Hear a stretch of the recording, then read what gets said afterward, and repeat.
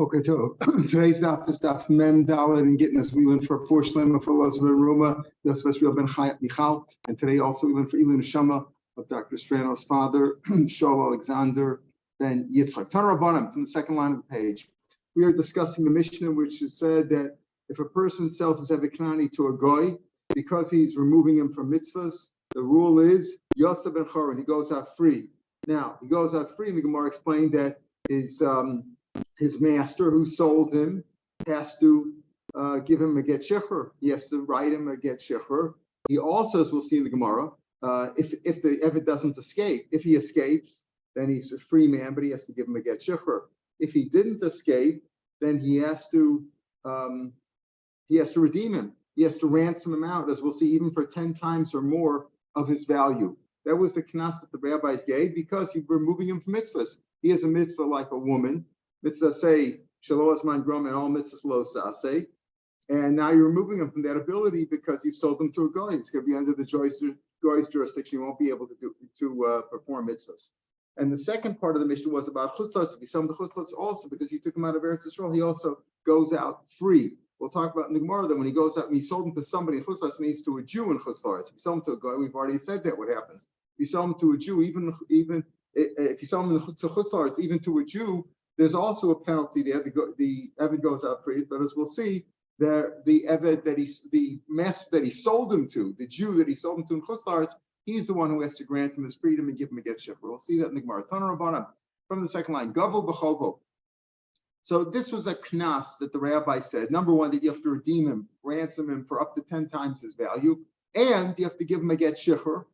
Even if you redeemed him, or if he ran away and came back to you, redeemed himself, so to speak, you still have to free him because you willingly sold him. Let's say, though, the government took him from you.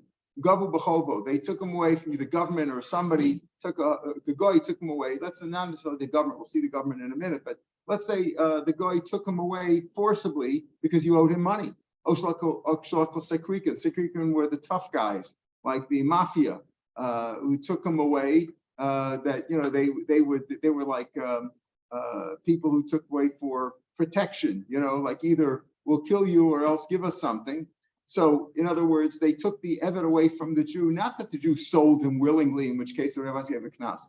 Here they took it, he owed him money, so they took the Eved. It wasn't part of the deal. He didn't give the Eved as collateral, but he didn't pay his loan, so they took the Eved. Or the mafia took him for protection. So he doesn't go out free there because the Jew, it's not a knas. The Jew didn't willingly sell him to a guy. They took him away. And if he took him for his chov, he doesn't go out free for a minute. Let's say the government took away his granary. If he owed him money, let's say for taxes, then chayv lasser, he has to give meiser on all that stuff. You don't say it's gone. He owed it. He owed it to the government. So it's chayv meiser. Imban paras, if it's just like a loss that's just coming, without any reason. They're just coming to say, listen, we could just take whatever we want. Imban paras potem alasa. But you see that if he owed it for money, b'chovo, you have to give meiser, meaning it's considered like his, and it's considered like he willingly gave up and he willingly sold the Eved because he should have paid off him with money, and he didn't. So shani hasam become mishtar because there it's different because he gained by it. Meaning, what did he gain by it? The owner, when he paid off his loan, when the government took away his own. So if for a chov he owed the government money, so he gained by it. He's paying off his loan. He's paying off his loan. Then he's chayiv and meiser on the granary. It's a knas for selling him, and if he didn't sell him willingly, the guy just took it, or the government just took his Eved away because of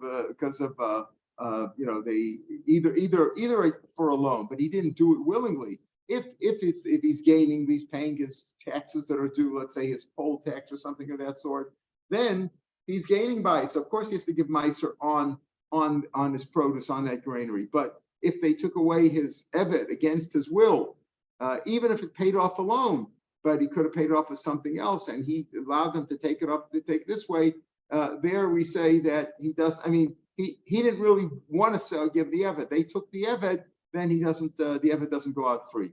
The knas is only when he willingly sold him. Tashma. the Amarav. In other words, so this was not a Reisha Anso Besan Al Gorano Bechovi took it. The Goran he gained by it because he paid off his loan. Over here, even though he gained by paying off the loan in the first case, Gava Bechovo, but he didn't really want to pay it. He would have paid him off with money if he had the opportunity. Tashma Damarav Amocher Abdul Farhang. Let's say you sell your Eved to a blackmailer.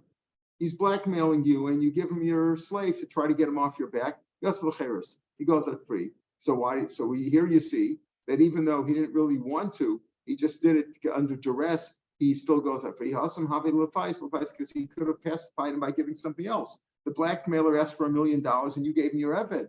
You should have paid off with money or given him some other asset. You shouldn't have given him the slave. In other words, you had an opportunity over here. You sold him to the Ovid Kachab. Yeah, you sold him to the blackmailer. The Melech says you owe me $1 million, and I sold him my Eved instead.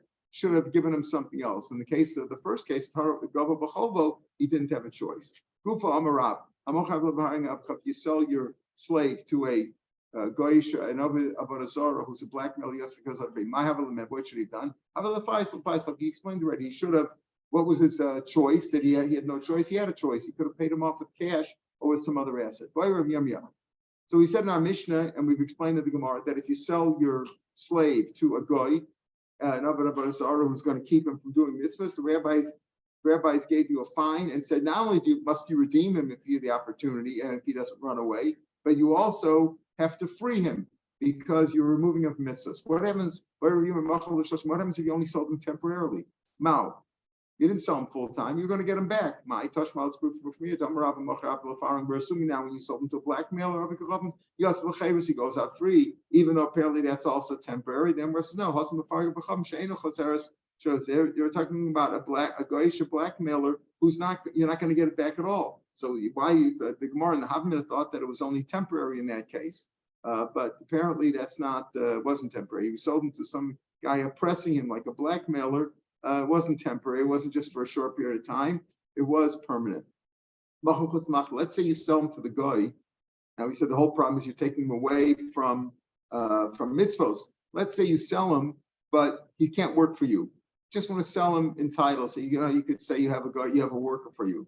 Gufa, you own him, but you can't work with him. So therefore, what is he going to do with him? He's going to use him for studying purposes. Right? He's going to use them to sire, more slave workers, but he's not going to use them for work. So therefore, he's not really going to take them away from the mitzvahs. That's why he said specifically, "I'm selling you, but you can't prevent him from doing any mitzvahs. He's still entitled to all his mitzvahs." What would you say there? Maybe it's not so bad. Maybe the Rabbanim wouldn't give a knas. Tell him he can't work for you on Shabbos and Yom Tov, so he can do his mitzvahs there. Mao Leger Toshev. We were talking about selling him to an Avodah Zarah. What about to a Ger Toshev? A Ger Toshev is a person who lives in Eretz Yisrael and agrees to keep the time mitzvahs Bnei Noach. What about there? Or the Yisrael Mummer. He's selling him to a Jew, but a Jew is like he's an apostate doing Avodah Zarah. So would you say there that's as bad as selling him to a guy? Mao Lakuti Mao. What about a Kuti who's in between stage, right? He's accepted mitzvahs, but he doesn't keep all the mitzvahs drabanan. Doesn't accept the Torah Shabbat 100%. Mao. So Pshat will at least be Posha one from our Bryce. Ger Toshev Harei. Again, there's still a guy. He's still a guy. He's not a Avodah Zarah, but he's still a guy. And therefore, you're fined and you must free him. Kuti, the Yisrael Mummer, what about them? They are keeping mitzvahs. They're basically Jewish, but they have some problems. Amalek Israel. There's a machlok. Some say it's like a guy, and therefore you would have to forfeit ownership of the Eved Knani, and some say no. Boy, my name Rav Ami. They asked the following question of Rav Ami. Remember his name is Rav Ami. Yes. So the Eved, he's free, but he's really not free. He's a slave to the goy. Correct. So but he's free. Right, but he's free from the Jewish point of view. He's free. You have to give him an Eved. If he runs away, he's free. The Jew can't take him back. But if the guy has dominion over him, he paid for him. Yeah, the guy's in tough shape. Yeah. Right. My Rabami. Eved. And we said that the Jew is responsible to redeem him from the guy. There's not only is he free, as we'll see in the Gemara, you have to redeem him, paying up to 10 times or more of his value. Let's say the guy though says, "I won't take any price for it." name your, the Jew says, name your price. I sold him if he was worth $1,000. Name your price. He says, no price. So nothing you could do. But he's responsible. So the Jew has to free him and redeem him if he doesn't run away from the guy. Let's say an Eved gave himself up to Gaisos, to the bands of the marauders running around Goyim, gave himself up to them. And his master, the Jewish master, is not able to redeem him. Not Labadin Israel, there's no Jewish court or Goyish court who can obtain his freedom. He's not able to do it. In other words, the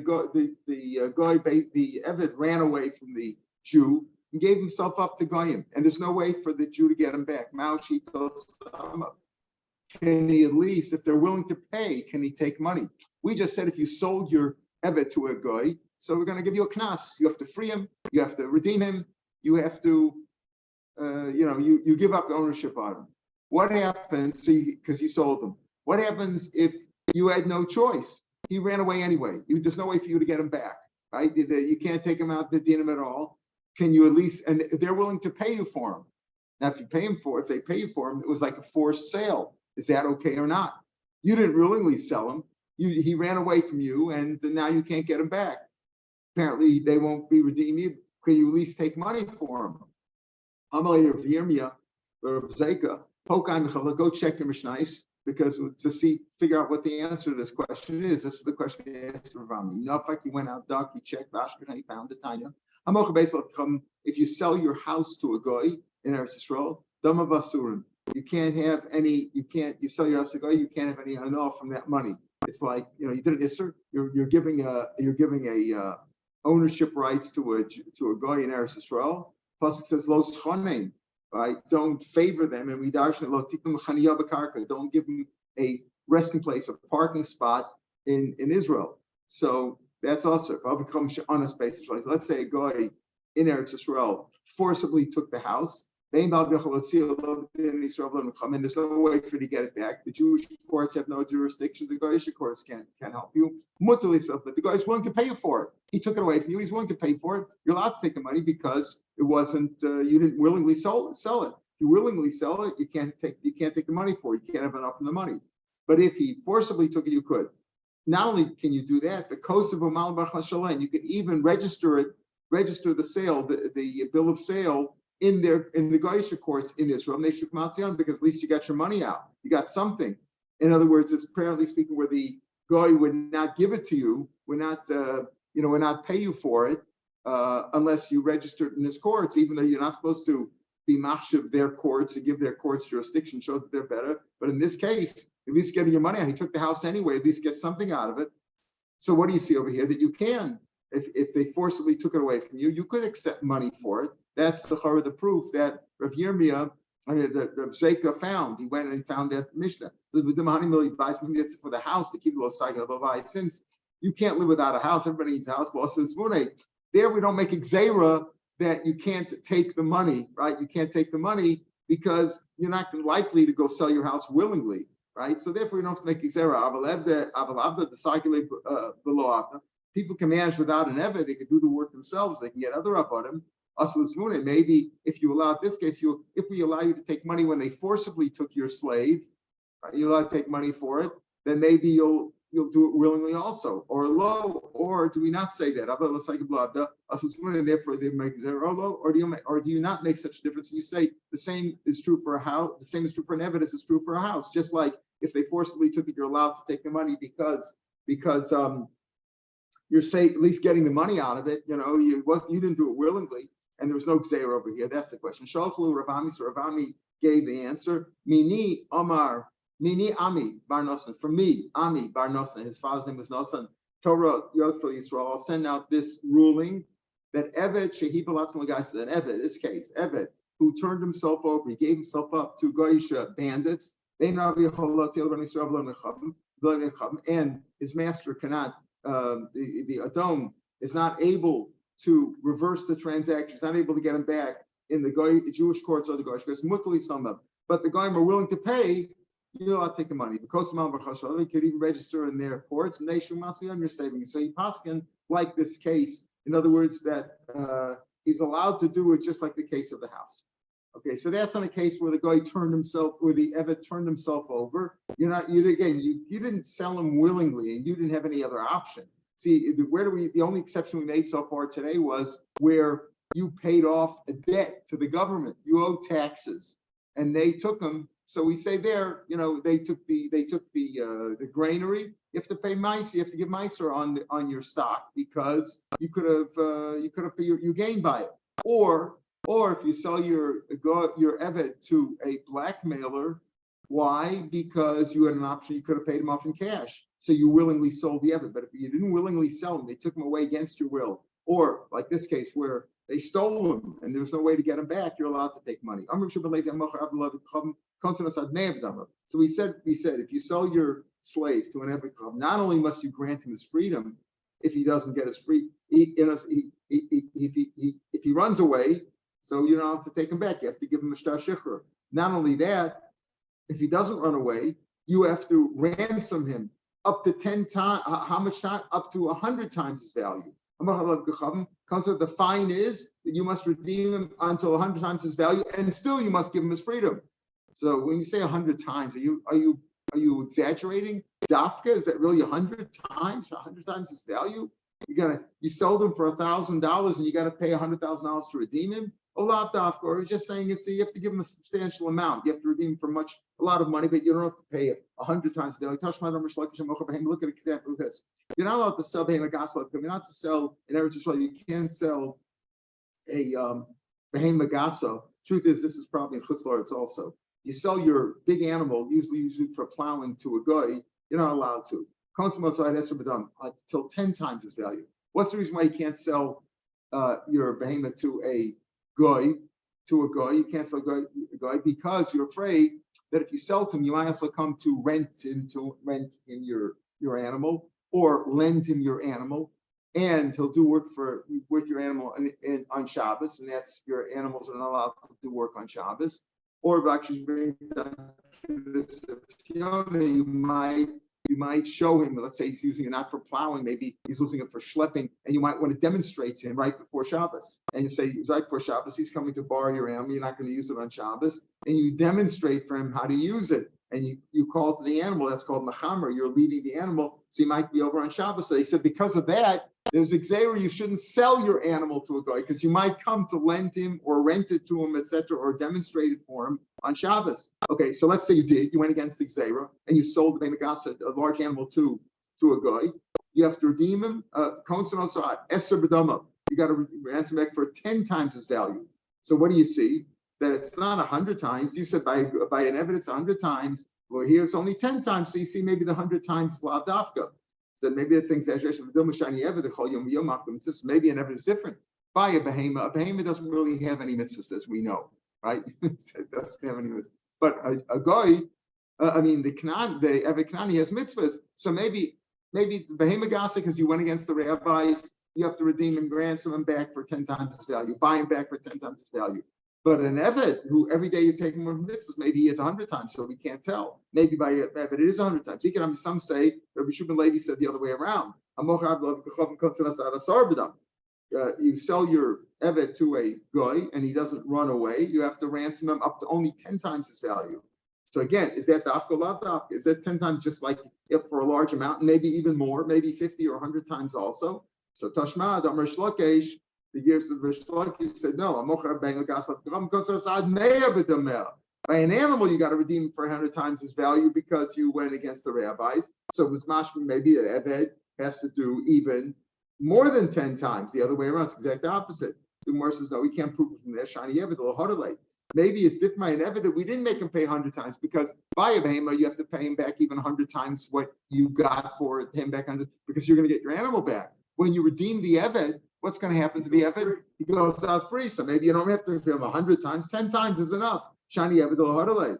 Okay, so therefore, we can't really prove whether it's dafka or not. Ela behema, wait. So wait a minute. If the reason used by an animal, by a person, by an Evet Knani, the reason's only 10 times, because since you're not going to get him back anyway, 10 times is the maximum. So behema my time. So why even animal you have to do more? Because you're going to get it back. So looking say so you should only have to redeem back 11 times his value, because what's the idea? You have to redeem him back. Okay, by an eved only 10 times because you're not going to get him back. But at behema you would get back. So get him back means pay him back. So pay back for the value of the animal one more time than the eved.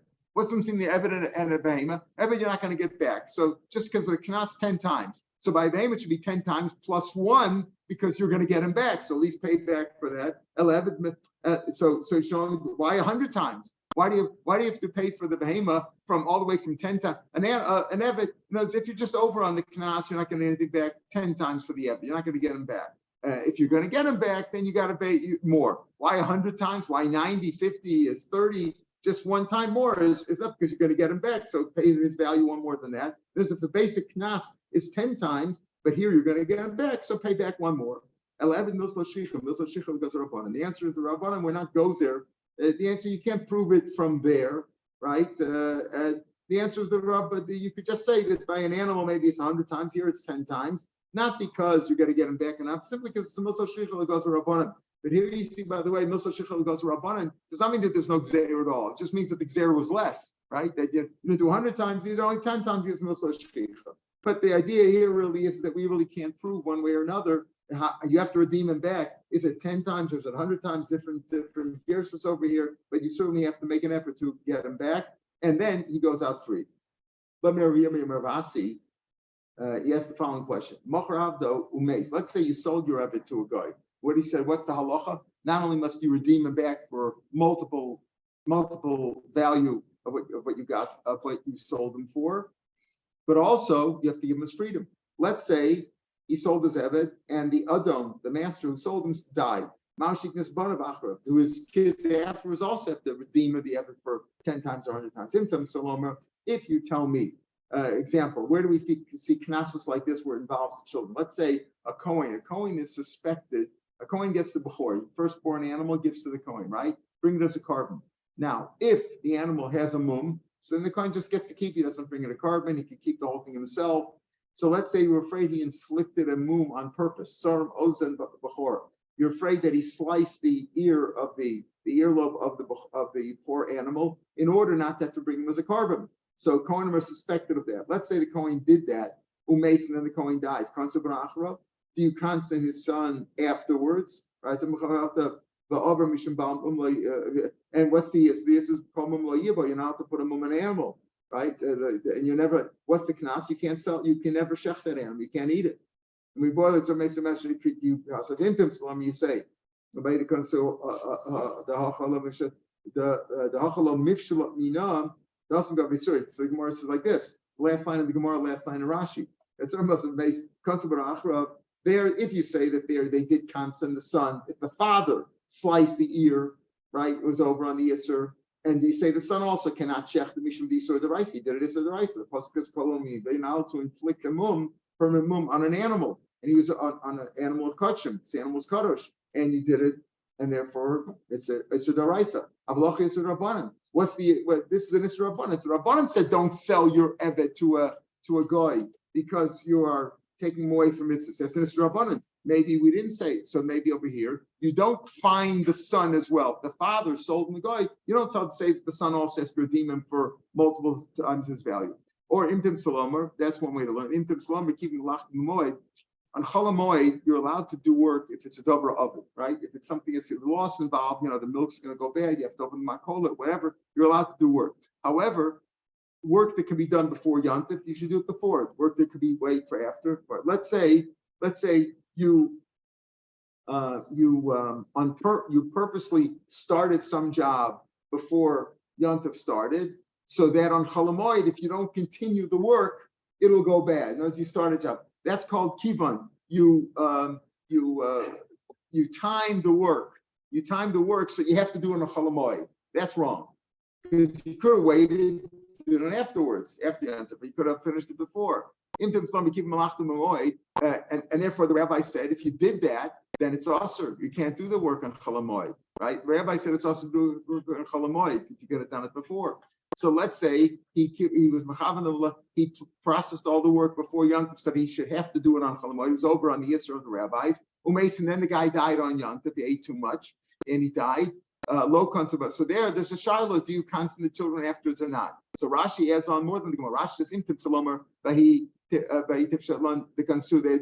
Even though he didn't do any Yisr, there was no Yisr done yet, right? He just said he prepared the work. He timed it so that he should have to work on Chol Hamoed, and then the son died. The father died rather. So do you find the son also, and he can't do the work, and the stuff has to go bad or not? So if you say that they find the son even though he didn't do an Isser, so over here certainly, because here there was an Isser. It's an Isser Rabbanim, which you said selling him to a guy, but it's still an Isser if you find him there. But if you say that they didn't cancel the son over there, that the son, if the father prepared the work to do on Chol Hamoed, and if the father lived, it would have forbidden him, but we don't cancel the son because he didn't do any Isser, because no Isser was done yet, right? They just prepared the work before Chol Hamoed. They were about to do an Isser, do the work in Chol Hamoed, but he didn't do it, so no Isser was done. So maybe there, but but over here, he did do. His father did an Isser Rabbanan, but it's an Isser. What do you say? The day comes to Rabbanan. But so do you say the rabbis only find the person, the father who actually sold the Avikanai to the guy? You find his asset.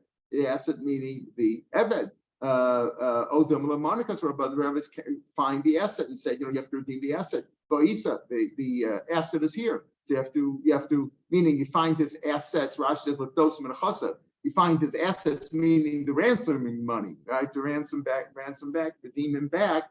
You're finding is that not that the asset is the Eved. You're finding him. The Eved you sold. The fine is on your assets that you have to redeem them with your money, even up to 10 times or 100 times its value. Although money comes from the money's here, even though the guy's dead, but the money's here. Amalei. So he asked him this question. Rabasi was asked this question. Amalei, so we learned that Bryce will get Sadash and Niskansa Bishvias. On Shemitah, you're not allowed to do any work on your field. Let's say you didn't do real work like planting or plowing. You just removed thorns. That's called Niskansa. You took away the coats and you took away the thorns. That's only Nisr Drabanan. You're not supposed to do it. But it's right, and it's not a karkam and a Torah, it's only drabanan. But if you did that Isser, Tizra Masash, Matzah Shvias, you can plant the field. Because you only did an Isser drabanan. Netaiva, let's say you fertilized it. Oh, Nadaira, and the fertilizer is like, with wagons or, you threw fertilizer there by hand. Oh, Nadaira is another way of fertilizing you, but you lock your animals in the field. When you lock your animals in the field, they release some fertilizer naturally, right? So if you fertilize the field, that's already in this daraisa. Lotus matzah, they made it in, so you shouldn't plant it. You shouldn't plant the field of matzah shvius because you did an daraisa. We had a Kabbalah. Hey Tiva, let's say you did this. You fertilized the field, umeis, and then the guy died. But no Zora, the son may plant it afterwards. Alma, even though they didn't constant the asset, the field. They constant only the person. And since the person died, they didn't find the son afterwards. And therefore the son is allowed to plant the field. And the same thing over here, the son apparently would not be obligated to redeem the slave for multiple his value. Amar Bai, Naktinan, we have also Kabbalah Tahar Shechavero. Let's say you had some food or some taharos of your friend, and you were matami them. So you wouldn't be able to use them, a kohen wouldn't be able to eat them, etc. Umeis, and then the guy died. The person who did the Yisr died. Lokans Rabban, they did not find the son after it's my time. Hezek Sheni Nikolash Mahezek, a damage which is not visible. Your matami, it's a spiritual, right? You've defiled the food, but you don't see it to the eye. That's called Hezek Sheni Nikor. You don't see it. That's not called a Hezek. But the Rabbanan still made Xera that you have to pay. So the Kansa Rabbanan, you have to pay for it. So here you see different cases where the rabbis only find the person who did the Avera, selling the Avikanani to a goy, fertilizing the field on Shemitah, or being Metame, somebody else's taharos. The rabbis find you, but not your son. The second part of the Mishnah said if you sell the Avikanani even to a Jew in Chutz La'aretz, also, the same thing applies. He goes out free. Why? Because you've taken him out of Eretz Yisrael. In Ksubas, we've learned that you can force your wife and your family to go to Eretz Yisrael. My great-great-grandfather, Yechiel Landau, forced his wife, my great-great-grandmother, to come to Eretz Yisrael. She didn't want to go. And he forces, why? Because of Kol Mal Eretz Yisrael, like the Gemara says, right? You have to take your wife, you have to come there. So the same thing, but you can't force him out of Eretz Yisrael. Not only your wife and your children, you can't force even your Eved Kanani. You can't force him to leave. He's a half a Jew. So here, if you sell him the Chutz La'aretz, he goes out free. Tan Rabbanan. He goes out free. But he needs to get Shiur from whom? Rav Sheni, because it was a valid sale. It was a valid sale, right? You have to Shiur. When you sold them to the guy, so the guy can't give him a Shiur. The guy owns him, right? You have to give him a get Shiur. You have to redeem him, and maybe help him escape, and give him a get Shiur. But you sell him to a Jew, the Jew owns him. So you need to get Shiur from Rav Sheni. We'll see why. So why does Rav Sheni get a knas? Because he encouraged him to come to Chutz La'aretz. Okay. Depends. Sometimes he goes out something like Kate said, let's say I sold my Eved Kanani, whatever his name was, Yankel. I sold my, gave him a Jewish name, right? He's a half a Jew. I sold him to Ploni Antuchi. Antuchi was a place outside of Eretz Yisrael. So it's like saying, I'll give you an example. I sold him to an American. I sold him to a Russian. Right today in Israel, like it's normal. Like we're called Americans, you're called the South African, this one's called the Russian, this one's called the French. Meaning he came from that place, right? We're all Israelis, right? But we came from those places. So he says, I sold them to this guy Antuchi. Means he came from Antuchi. Then lo yatsi, he doesn't go free because it didn't mean I sold him to Chutz La'aretz. I sold him to a guy who's from Antuchi. He lives here. La Antuchi shebetuchi, but I sold them to a Russian in Russia. Let's call it as Russia, then Yatsa, because I sold him to Chutz La'aretz. I, Batanya, we learned in another brisa, Machatil Antuchi Yatsa. If I sold him to Antuchi, just Antuchi, he goes out free. It's mashma, even if he's in Israel. Antuchi Asher Belud. If I sell him, if I say specifically to Antuchi who's living in Lud, then Lo Yatsa, because he's living in Israel. But if I tell him Stam Antuchi, he does go out free. He's Lo Kasha. If he has a house in Israel, the answer is the first case is speaking, I sold him to Antuchi. Let's say I sold him to a Russian. But it's a Russian who lives here, then it's okay. But if I sell them to Antuchi, the Bryce is speaking about where the Russian doesn't live here. He's just living, they come here to get their passport and then they go back to Moscow, right? They just want the passport. He doesn't really live here. He just says he has a place to stay here, an inn or a hotel room, but he doesn't really live here. Then it's like I'm selling the chutzah. Boy, Rav Yirmiyah. Then Babel. What about a marriage? Person from Babel, Jew lived in Babel. Nasi Isha lived and married a girl from Israel. Many times the woman had some money, she had a nice dowry, and she had slaves and maidservants, etc. And she brought them into the wedding. But Daito Lachsor, his intention is to go back to his home in Babel where he's learning, probably has a yeshiva there or something, or he has a business. He's planning on going back. So what would you say over here? What's the rule with this woman who basically gave her slaves now to her husband to use? Is that like she sold them to Chutzatz because he's going back to Babel? So what would you say there? Does that mean that she has to grant them freedom now? Mao, what's the halacha there? There's a machlokes in Gemara Yevamah says like this. There's a shiloh like this. A woman says she brings various assets. Let's say she has a car. Okay, she has a car or she has a plow. She brings these into the dowry, and with the understanding is that it's nichsei sambas, it's written in the ksuba, so that if they gets divorced or widowed, she gets the stuff back. But he says, you know what? No, I'm responsible. I'll pay the value. The car is worth $10,000. The plow is worth $10,000. I'll pay the value. I don't want to pay back. So who's right? Is it with her? She wants the stuff back. She says, well, I want my things back. I don't want the money. He says, I'm responsible for it. If something happens, I'm responsible to pay. I'll give money. So the Gemara says, this kasha that we're raising over here, this question we're raising over here, is her giving the slaves, bringing the slaves into the dowry, into the marriage, and he's going back to Chutz La'aretz. Is that like selling it to Chutz La'aretz, in which case she has to give them their freedom, or not? So the Gemara says the kasha, both on the one who says that she is correct when she wants her assets back after the marriage is over, or the one who says no, that he's right, he can keep the asset and pay for it. That says that it's kasha, the one who says that the rule is with her, meaning she gets her assets, keep it that anymore. It's like hers. So if it's like hers, if it's like she gets them back, right? When the marriage is over, she gets those back. So she didn't really sell floods. Keep it in the payer, but since he's allowed to work with the car, with the plow, with whatever the machinery, whatever kalim, it's like his, and therefore it's like selling the slaves to a Chutz La'aretz, and she loses, she has to grant her freedom or not. But Cash is also pointing to the one who says in a regular marriage, when the assets are divided up at the time of divorce, that he gets to keep them, he just has to pay for them. Even that then since the rules with him, it's like his, and therefore you have to grant him a freedom. The goofy doesn't really own them. He doesn't really own them, he's entitled to use them. It's like first take, so that question stands, which you have to free them or not. Amar Bavu. Surely Rabbi Yochanan taught me the following thing.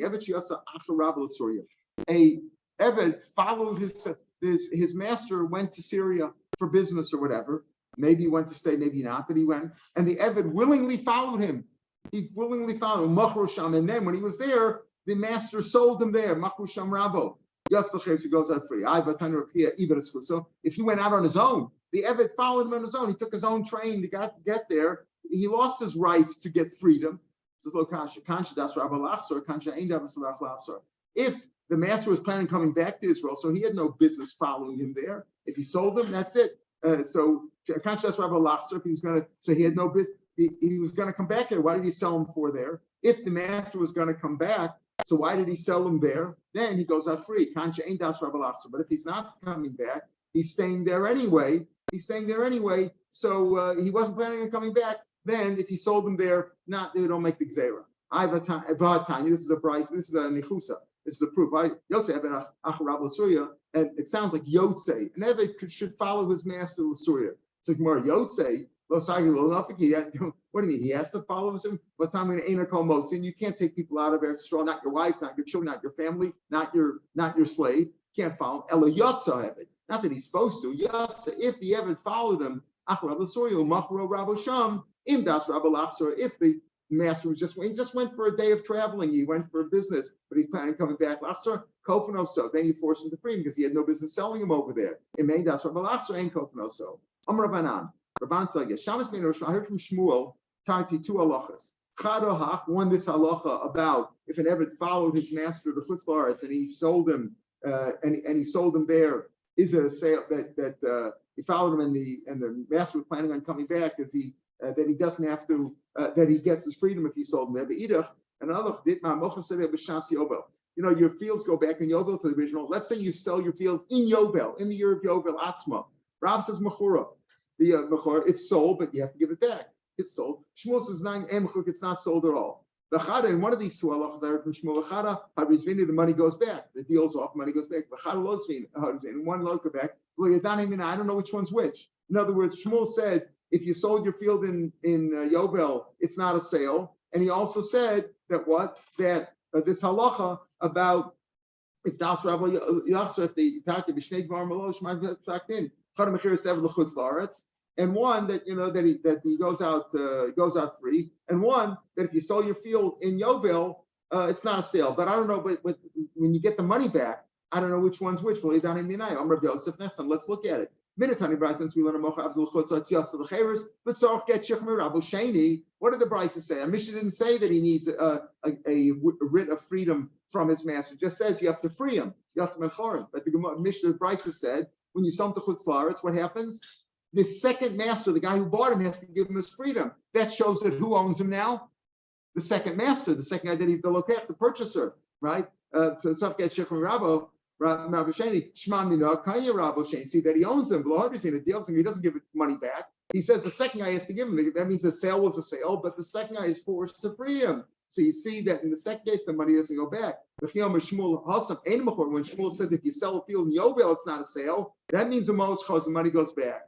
All right. So therefore, in which case the money goes back if you sell your field in Yovel, it's like there's no sale there at all. But in this case, it is a sale when you sell him to Chutz La'aretz. That it's a valid sale, but he has to free him. So that's the rule. Rav Hanan, Brisa Shmile. Rav Hanan didn't hear that Brisa. Shmuel, if you say based on what Shmuel said, that it's not a sale. When he says you're selling your field in Yovel, how do you know that it's not a sale and the money goes back? Maybe he means it's not a sale, meaning that you just gave your money as a gift. If you marry your sister. You go to your sister's harem kadeshly with this nice diamond ring. What's the rule? Rav Amar Mos Chosen. Money goes back. You can't marry your sister, so it was just like a joke. You just meant to give it to her as a deposit. Mos says no, Mos Matana. I know I can't sell it. I can't marry my sister, so I meant to give it as a gift. That's a machlokes. Maybe it was a gift, so you can't prove from what Shmuel said that what? When Shmuel says it's not a sale, that doesn't mean that the money goes back. We're trying to say, Rabbanan said, I heard that in one case the money goes back, in one case it doesn't. So since we sell to Chutz La'aretz, the second I asked to redeem, that shows that the money doesn't go back. He keeps them. In the other case, though, the money goes back. Right? Amalei Abayah, so Abayah just says, Amalei Ba'al Yosef, my chosek can see lokech. So why do you find the lokeach over here, the second guy who bought him, right? The second guy who bought him. We should find the seller and tell him to give back the money, right? Find him, he should lose. And why do you say who's the ganav? The mouse or the hole that the mouse goes into? The what's it called? The mouse hole, right? The mouse hole. The mouse hole enables the mouse to run away with the piece of cheese and hide in there. He says it's not the achbar, he's not the ganav, but the hole. Wouldn't be for the mouse. How would the mouse hole get the food, right? It's you need the mouse there too. Where the Isser is, we find where it is. If you sold them to Chutz La'aretz, you sold them to a Jew in Chutz La'aretz, that's where the Isser is right now. This Evet Kanani doesn't belong in Chutz La'aretz, we find him over there. And the same thing with the mouse. And since it's in the mouse hole, that's considered the place of the Isser, and that's where we make the find. Pick it up here tomorrow, Mitzvah Hashem. Have a good day, everybody.